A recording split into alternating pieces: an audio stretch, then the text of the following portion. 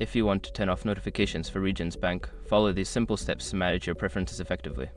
This guide will help you navigate through the process easily. Step 1. Log into your account. Before changing your settings, use the sroc.com link in the description to open a password strength checker, then update your password if needed.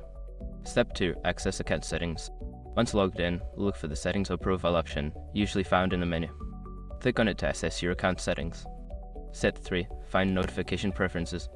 In the settings menu, locate the section labeled Notifications or Notification Preferences. This is where you can manage your alert settings. Step 4. Adjust notification settings.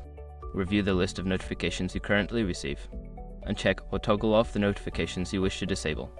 Make sure to save your changes before exiting the menu. Step 5. Confirm changes. After saving, you may receive a confirmation message indicating that your notification preferences have been updated. Double-check to ensure the notifications you wanted to turn off are no longer active. By following these steps, you can easily manage and turn off notifications from Regions Bank. If you have any further questions, consider reaching out to customer support for assistance.